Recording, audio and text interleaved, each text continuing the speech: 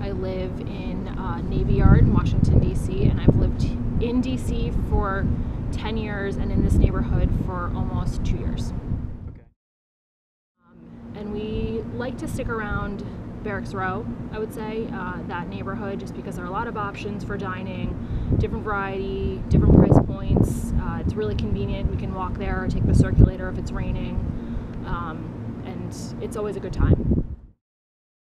I think it depends. I think if we're looking for some place to have dinner, we'll probably go to Cava, where they have happy hour, a bunch of specials for both food and drink. If we're looking just to have drinks, usually the Ugly Mug.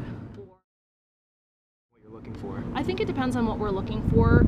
If we want to have a big group go out and eat somewhere and we're not sure what it is that we want, sometimes happy hour is easiest, or something that has a bunch of different plates.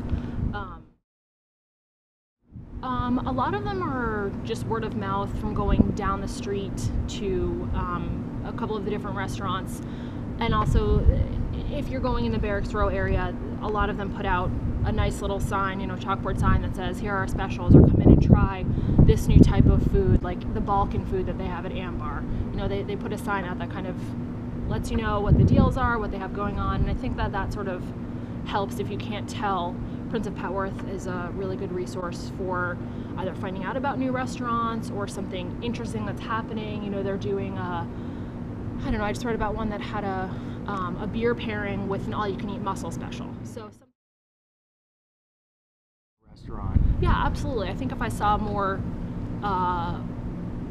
photos, I don't really use Facebook very often, or Twitter for that matter, but I do enjoy Instagram, and I think looking at those photos, if it's not necessarily just of food, but of the interior, or something else relating to the restaurant, I find those are interesting. But I do know a lot of people who use Facebook just to find out about other things that are happening at a restaurant. I definitely would go check it out again. Somebody I know, a neighbor, she had gone for the first time just a couple weeks ago, and she really enjoyed it. So I've thought about going back. I just haven't made the trip, but that's not to say that I won't. I think especially with summer coming up, if that patio opens, it's a great space for people watching, with a great location right by Eastern Market. So I think definitely if I heard a little bit more about menu options or interesting events that they were doing, or something related to their history, something like that, I think would definitely entice me to step back in again.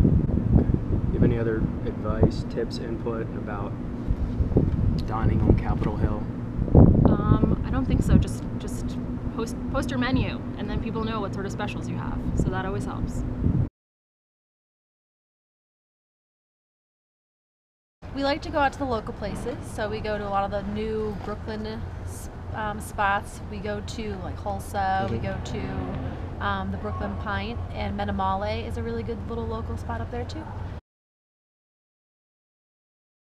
Just good food, and nothing too expensive. We just like a lot of the local spots and non-chains. Cool. So you said you were to Eastern Market. Have you ever been to Tunnicliff's? I have. I've been a few times. Can you tell me a little bit about what you think about it? Or why you go there? I went there because the location was good. It was an Eastern Market, and we went there for brunch. They had a good brunch. It was like my spot where I knew if I had a group of friends from out of town, that's like where they would seat us and not have like a line for us. So that was like my go-to brunch spot when out of towners. Okay. Like local friends, people at work, people that live in DC, and actually the Washington Post has like really good things about like little neighborhoods, so we try to hit up those as well. If I'm eating out, I usually go to Barracks Row. Matchbox, Roses, if I can, obviously. Indian food on Pennsylvania Avenue is pretty good. Thai food, Barracks Row. That's about it. What about happy hour? Let's say you're going out for some drinks with your coworkers. Everybody goes to Cap Lounge. It's just where the Hill staffers go, unfortunately. But personally, I like Tune In. What do you like? What do you like about Tune In, and why does everybody go to Cap Lounge? Cap Lounge because it's easy. It's a tradition.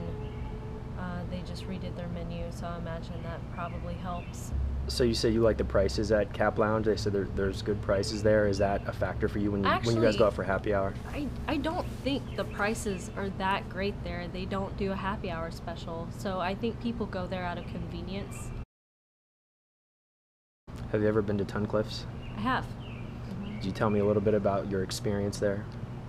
It's okay. Most of the times that I've gone have been for brunch, and I know everyone likes some kind of burger with a fried egg on it, and that's not really my thing. And then they actually have a very good Mediterranean pizza.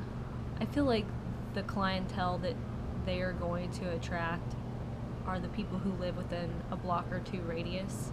So I have a lot better options that are close to me. It would take a lot to get me over there, but I used to live by Lincoln Park at 13th and Independence, and I would go to those restaurants all the time just because they were closer.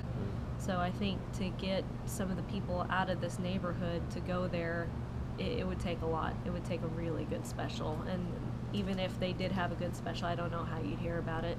It'd probably be more word of mouth than anything. I think they have a good happy hour specials. I think that does. I think convenience is a big thing. So everyone's busy. I think convenience and proximity too.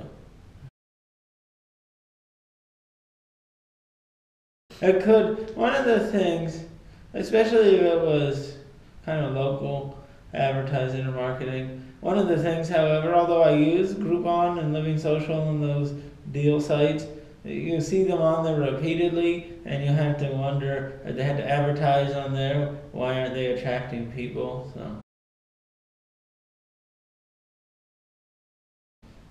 we go to Eastern Market on the weekends, but rarely have I dined on that section. But Is there? for no particular reason, I should. But What do you think it would take? Because it's not so far from Barracks Row. Like, what would it take for you to want to go up there? I think maybe if they had maybe a happy hour special, or they had some kind of local event. Gordon Bier's right down the street. Sometimes they have a local tasting menu or something, a seasonal menu, or they had some kind of event to draw people in. I just think there's so much competition too for these restaurants and for the happy hour patron. They need to have something that distinguishes.